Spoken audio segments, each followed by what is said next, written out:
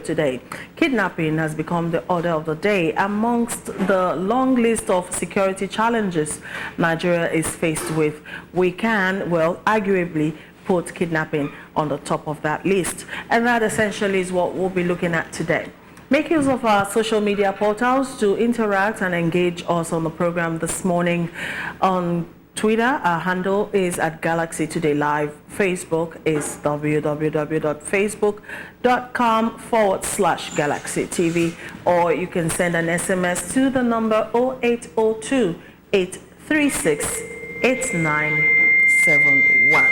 Our studio guests are here with us already, and it is a pleasure to have all of them here to look at this issue. I'll be starting from my immediate right, and we have Mr. Roy Oimien Ohidebie. He is the CEO, August I Security Service Limited. Thank you very much, sir, for joining us on the show today. Also, we have Major General Biodun Role, retired. He is a security consultant. Good morning, sir, and thanks for joining us. And of course, we have a friend of the show. He's been here a couple of times and is here again. That's because his views are always that articulate. It's a pleasure to have the Commander General, Crisis Control Action Squad. He's also a security expert, in the person of Dr. Eze Atakulu Osakwe. Good morning, sir. Thank you very much. Thank you for joining us on the program today. All right, I guess we have an all-man squad, as it were, on our guest list today. But let's just start from the main place, which is the start, as it were, because kidnapping seems to be the fastest growing industry. Someone has described it like that in Nigeria.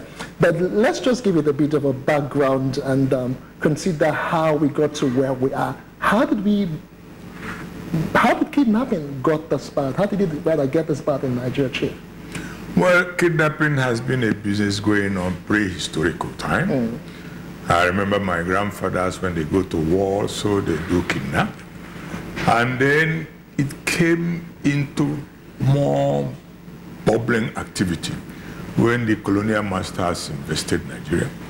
And kidnapping became a drive for mobilization of slave trade.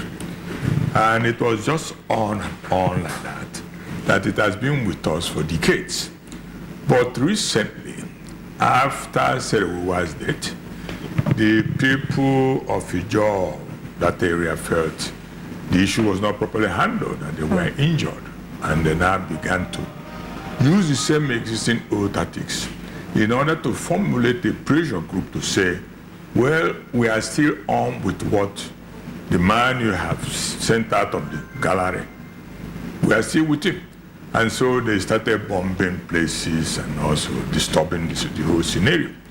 And when such things happen, you know that it's a result of security lapses. During the colonial masters I mentioned, the police were using hand baton, and the colonial masters were in power. So it was a business done with authority, and it was blossoming. Then suddenly, when this thing came up again in the modern scenario, the federal government could not handle it very well. And so it escalated and became a pressure group that was finally being recognized. And when they were recognized, they were even given incentives in order to hand down tools. It went on like that. And I remember in one program many years ago, I warned that these militants are close to a race called the Igbo tribe. The Igbo tribe have peculiarities. They have a way of doing things that when they borrow, they want to dance more than the person who invented it. And so they left it. It was not nipped at the bud. They were given free hands. So the Igbo raised their Southeast especially say, well, why don't you also make money? We need money. So it is fully commercialized. And when the commercialization started, I wrote to the then IG, I said, look around the young traditional rulers, because as of that time also, Ojo Sokalo politicized the traditional throne. And so it became necessary that he wants to have small Ezes or traditional rulers here and there. without enough funds to operate. So these young ones among them borrowed the technology from the riverine area, imported it into the system, and it excelled. And when they were now attacked, especially around Abia area, the thing suddenly went down. And they decided to shift grounds. In fact, the first attempt made by some traders here in Lagos to kidnap one man was foiled by Crisis Control Action Squad in collaboration with Area G. But you discover that you cannot be adopted, you cannot be kidnapped unless an in-house person is involved. And so it began like that. When that one was foiled, you now see the tragedy that is facing Nigeria. That the concept, the beautiful concept of spy police has been distorted. The distortion now going on at Ikeja here is that a businessman that owns a store goes in there and pays 450,000 naira about, and is trained and given police uniform. They are called spy police. So they are now given a background training, military operational training, that they can go home and operate. It happened one last year that some that were caught were even from Ladipo, the background men. Is it the background men? And because they were given that lousy entry into the police and the police uniform, they also made friends with police. So it's easy to acquire arms. And I have called, if you want to find a way out of this, then disarm first the police, take inventory of all the arms we have within all law enforcement agencies, and reorganize the system. Make a police a profession, a proud profession, where elites only are involved, and not those who tell you, hey, my friend, come here, yeah, and all that. So it is a total collapse of security. It needs a total overhauling. All right, sure. Okay. All right. Now, if I followed you correctly, would it be right if I say from everything you have said that there are various forms of kidnap? Sure, of course. Okay. And then there could be kidnapped for good reasons. Sure, of course, for exchange. You know, in those days it was done in exchange of a woman or a trade or whatever. Until it came to It was more like a reverse kind of shorty, you know, for something. Okay. Now, but you know, when this whole kidnap thing started blowing up in Nigeria, what we had were cases of expatriates being kidnapped. But over time, it has become something else. There seems to be a shift in the strategy. Almost anybody today can be kidnapped. Even children are being kidnapped and all of that. General, sir, let me direct that question to you. What would you say is responsible for this shift in strategy? Well, the chief tried to give a brief historical history, background. But what we're witnessing is actually an evidence of a nation in crisis, political crisis, in which kidnapping is used as one of the tools, economic crisis, in which a lot of Nigerian youth are unemployed, social crisis, in which the societal values also, declining, and you can't separate one from the other. They are all interwoven. And when they were using kidnapping for political purposes, it didn't have the commercial orientation it does right now. It was to intimidate the opponent, the opposition, either to force the opposition to submission, in which the opposition is made to relinquish legitimate mandate, and then in order not to cause any trauma to the victim. Now, what we saw in the Niger Delta changed the whole facet of kidnapping in Nigeria, in which foreigners who are employees of various oil companies were being targeted, they were kidnapped, they became source of income. Of income, that's right. And they saw very well that, hey, you could kidnap a foreigner and then you could make so much Money. amount out of it. And then there it goes. And this was a situation we were not prepared for. The law enforcement was not really prepared for it. It took everyone unawares.